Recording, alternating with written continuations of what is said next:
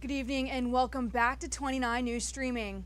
Live in the newsroom, I'm Mila Miyabi, and thanks for joining me for tonight's edition of Your Day in News, where we recap the top stories of the day. Attorney General Jay Jones is launching a national search to fill vacant university council seats. Kate Nectarline explains what prompted the move to reorganize how UVA is represented legally. Passes, new lawyers could have different interpretations of what federal civil rights law requires, putting UVA's deal with the DOJ in dispute. Reinforces my view that the university is doing things that are policy choices forced by the Trump administration, not things that the law requires them to do.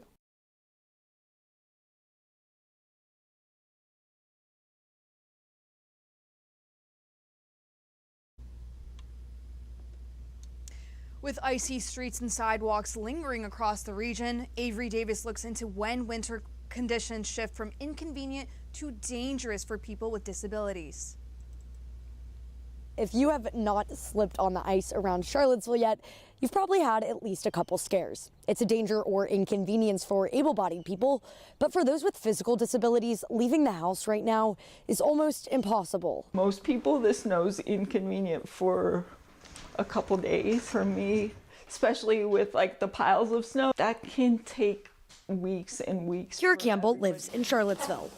Typically, I would be able to use my wheelchair to get downtown or even to get to work if I wanted to.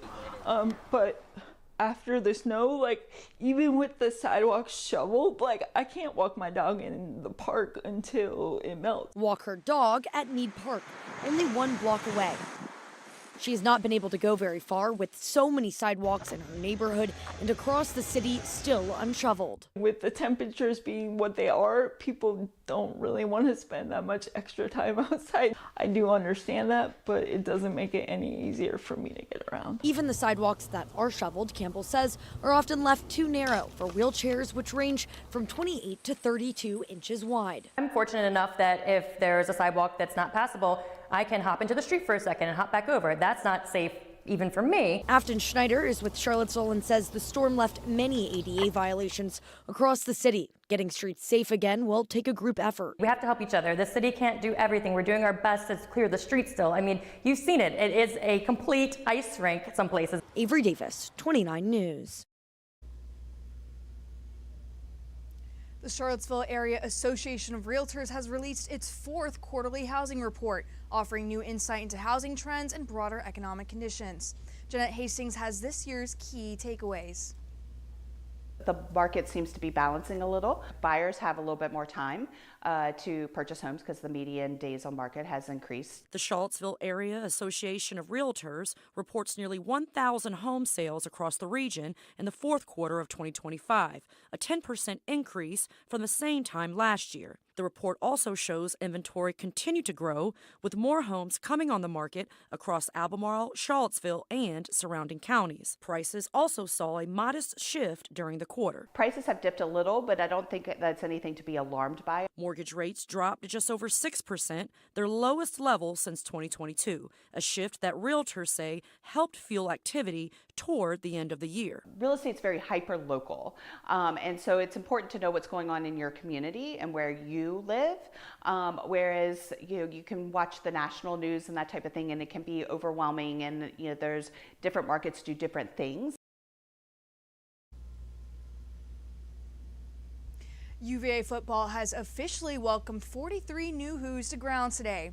Jackson Schock has all the latest on National Signing Day.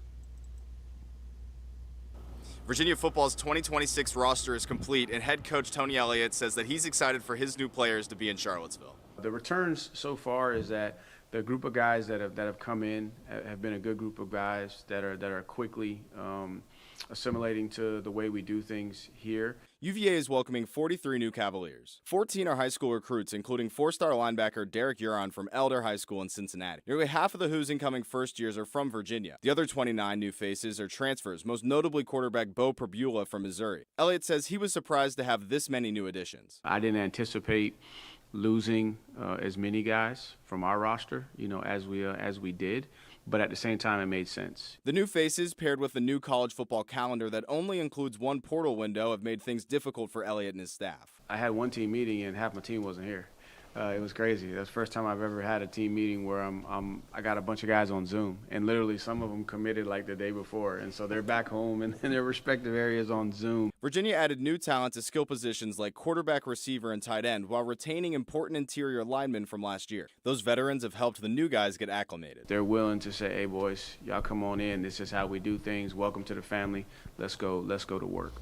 Spring ball starts on March 16th, and the players will have workouts between now and then. On grounds, Jackson Schock, 29 News. Thanks so much for sticking with us for your day in news. For 29 News, I'm Isla Miyabi.